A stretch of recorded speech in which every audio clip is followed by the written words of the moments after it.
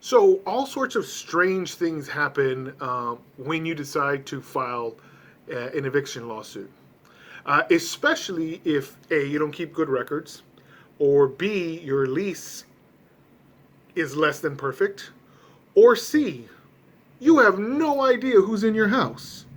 Believe it or not, this happens, particularly in the event when your former tenant says, I'm done with this place, but my cousin is sticking around. But there's nothing in writing. You have no idea who the cousin actually is. This could pose problems when you're filing an eviction. But let's talk about what you do in this situation. Well, first of all, in the cousin exchange program situation, if you do have a written list with a written lease with a specified tenant who left but left someone in their place, sue that person. That's easy. When it gets complicated is when you have only an oral agreement. And oral agreements are perfectly valid in the state of Texas. They're just hard to prove. And I've had landlords who say, well, I had this deal with this person for a long, long time, and I never got their real name. I know them as JoJo.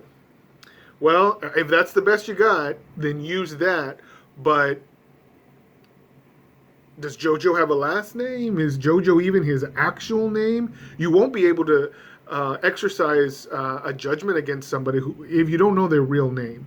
And so that could pose problems. Now, naturally, if you're exercising a judgment against somebody who signed a lease, the name they disclose in that lease, well, that's the name you use. But if you don't know people's names, it is possible to do a lawsuit against John Doe or Jane Doe. This happens sometimes when you purchase a foreclosure. So let's say you purchase a foreclosure and the person you foreclosed doesn't actually live in the house. They were renting to somebody else. And you show up, hello, I own this house. And they slam the door in your face because they have no idea who you are.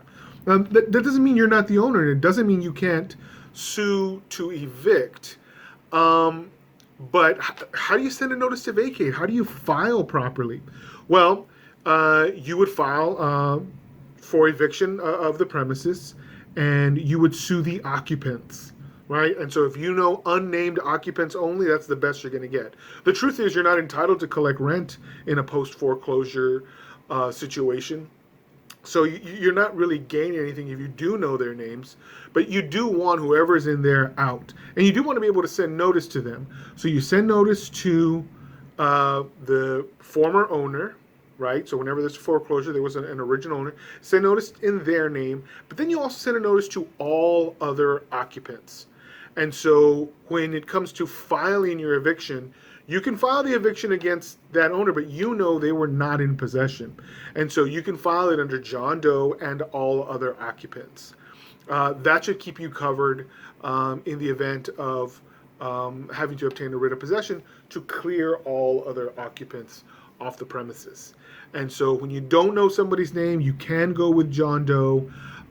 If you know a nickname or an AKA, you can use that. I would, if you know somebody by multiple names, always disclose those names as an otherwise known as or AKA in your eviction filing. So do your best always to have a name, but if you don't, you can still evict. Evict John Doe, evict Jane Doe, or evict unknown occupants. You can always put that down and have the court assist you in this process of clearing out the property from someone who's unauthorized to stay. Now, one important factor is if you are contacted by an occupant and they say, I've been paying my rent, those people might have certain rights.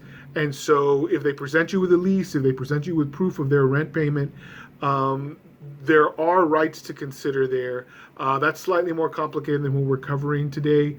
But again, if you hear nothing and if you get no response from anybody in there, John Doe, Jane Doe, unauthorized occupant, or all other occupants, these are ways to identify people who you otherwise don't know the names of. All right. Well, good luck going forward. Take care.